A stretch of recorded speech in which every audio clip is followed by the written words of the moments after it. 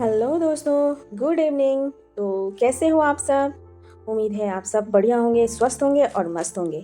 तो आप सबका इंतज़ार ख़त्म हुआ और पिछली बार की जो कहानी विष्णु जी और तोतली बहू वाली, उसका जो आधा अधूरा कहानी रह गया था, उसका बाकी का हिस्सा लेके मैं सुष्मिता आप सबके सामने फिर से हाजिर हो गई हूँ एक नया बड़ा बढ़िया सुंदर सा पेंटिंग वीडियो के साथ। तो चलिए हमारा दूसरा एपिसोड फिर से शुरू करते हैं और जानते हैं कि कोयल क्यों 4 महीने ही बोलती है और राधा जी की कोई संतान क्यों नहीं है। आई नो कि आप लोगों को लास्ट एपिसोड में बताया हुआ कहानी का सारा भाग आपको याद होगा, लेकिन जो लोग मेरे चैनल में नए आए हैं उनके लिए मैं थोड़ा कहानी का सारांश दोहरा देती हूँ। पिछले एपिसोड में एक बहू तोतली बहू और विष्णु जी के बारे में कहानी था, जिसमें कि तोतली बहू कार्तिक महीने के पंचक व्रत में विष्णु जी को अर्घ देती है और विष्णु जी उसको 3 दिन 3 प्रकार के वर देते हैं। और चौथे दिन जो वर मांगती है कपड़े और गहने का, वो गलती से पहुंच जाता है राधा जी के पास और उसको कपड़े और गहने नहीं मिलते हैं। तो ये खनिजाड़ी बहू जो थी वो गुस्से से 5वें दिन कोई भी वर नहीं मांगती है। तो परिणाम स्वरूप विष्णु भगवान ने उसे श्राप दे देते हैं कि उसका सारा धन समाप्त हो जाएगा और उसी का ससुर उसको लेके बाजार में बेच आएगा। इतना तक था पिछले एपिसोड की कहानी। अब हम आगे की कहानी जारी रखते हैं। तो इस बीच सच में ये खनिजाड़ी बहू का जो घर में जितना भी संपत्ति था सारा नाश चला जाता है और इनको खाने को भी नहीं मिलता है, दाने दाने के लिए मोहताज हो जाते हैं। तो उसकी सास को और कोई नहीं दिखता है, बस ये खनिजाड़ी बहू दिखती है। तो वो अपने हस्बैंड से बोलते हैं कि सुनिए, आप एक काम करिए, बाकी सारे बहुओं को तो छोटे छोटे बालक हैं और आप एक काम करिए, जो छोटी वाली बहू है इसके कोई भी बच्चे नहीं हैं, आप इसको जाके बाज़ार में बेच आओ, उसमें जो भी पैसे मिलेंगे तो कुछ दिन हम लोग का शस्य, हम लोग का अनाज मिल जाएगा, हम लोग खाना खा पाएंगे। उनके पति, उनके हस्बैंड जो भी आप समझिए, वो इसमें हामी भरते हैं और बहू को लेके बाज़ार चले जाते हैं। बाजार में ये खनिजाड़ी बहू को कोई नहीं खरीदता है। उधर भगवान को भी थोड़ा चिंता हो रहा था कि ये बहू इतना निष्कपट मन से मेरे को इतना सेवा पूजा पाठ कर रही थी, अचानक से इसको क्या हो गया कि ये कुछ नहीं बोली। तो ये सोच के वो एक वृद्ध व्यापारी बन के उनके पास आके हाजिर होते हैं, जब ये ससुर और बहू दोनों बाजार से घर वापस आ रहे थे। तब आके ये साधक को बोलते हैं, मेरे को ये तुम्हारी बहू मेरे को बेच दो, तुमको कितना पैसे चाहिए बोलो, मैं देने को तैयार हूँ। तो साधक बोलता है, तुम तो बहुत बूढ़े हो गए हो, तुम ये बहू को लेके क्या करोगे?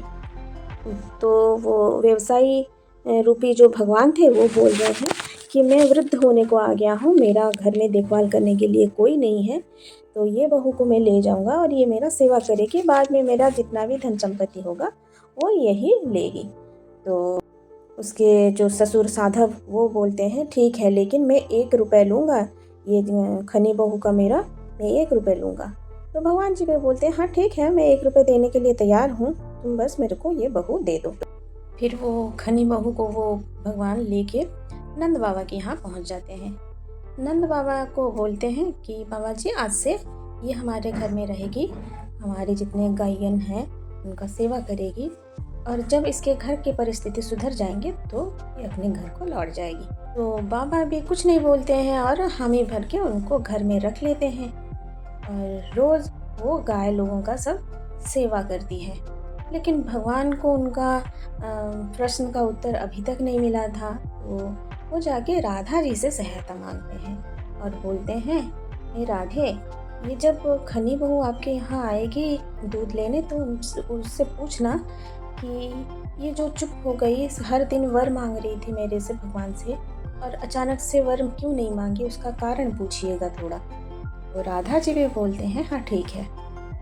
तो एक दिन क्या होता है, ये खनी बहू दूध लेने के लिए राधा जी के यहाँ गई रहती है। तो राधा जी भी बहाने से उसको बोलते हैं कि रुक जा, थोड़ी देर बैठ जा, मैं खाना खा रही हूँ, खाना खाने के बाद तेरे को दूध देती हूँ। तो यही बैठते समय में राधा जी उसको पूछते हैं कि तुम तो कोई छोटे घर की जैसी, गरीब घर की जैसी नहीं लग रही हो, बड़े घर की बहू जैसी लग रही हो, तुम्हारा ये हालत कैसे हुआ? तो वो जो खनी बहू जो तुतला के बोलती थी, वो धीरे धीरे उनको सारा बात बोलती है कि मेरे ऐसे 6 जेठानी थे जो मेरे को बिल्कुल भी प्यार नहीं करते थे। वो लोग पंचक व्रत करने के लिए बड़े तीर्थ को गए, लेकिन मेरे को नहीं लेके गए।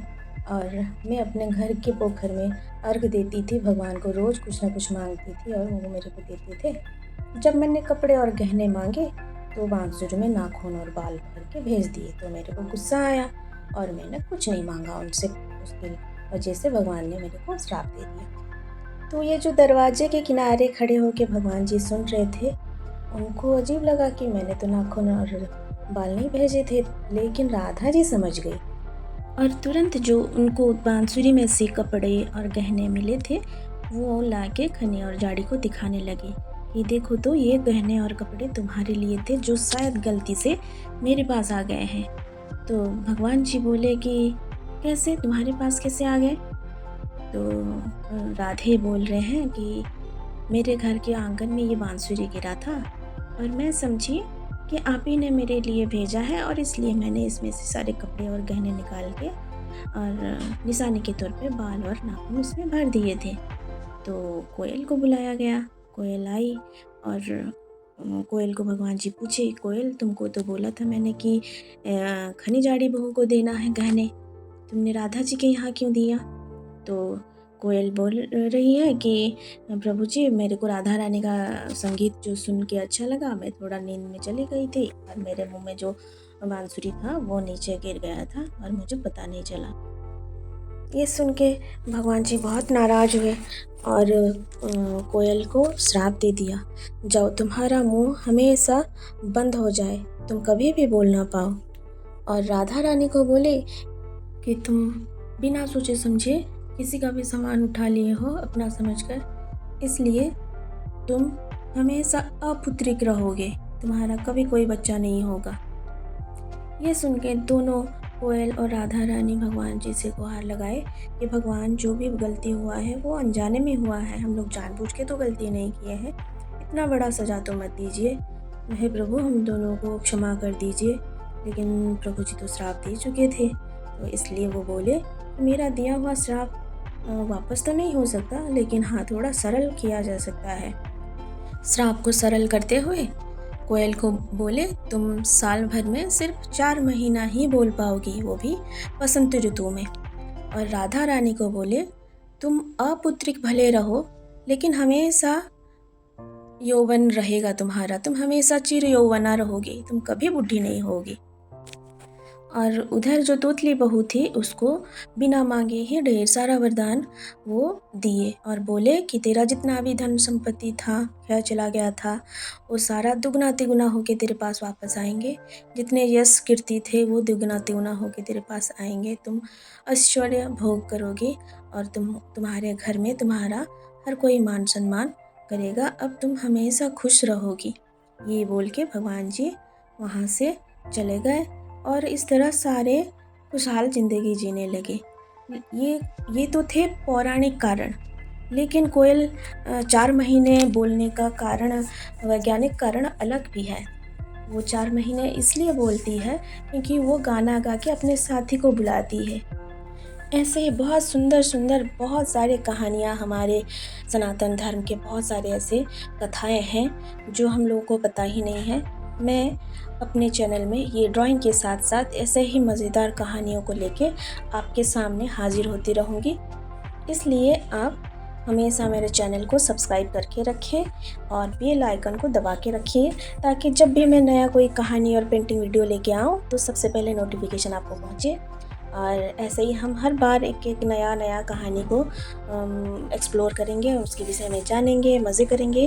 तो आज के लिए बस इतना ही और बताइएगा ये पेंटिंग कैसा बना है। और तब तक के लिए बाय बाय, टेक केयर, खुश रहिए, मस्त रहिए, लव यू ऑल।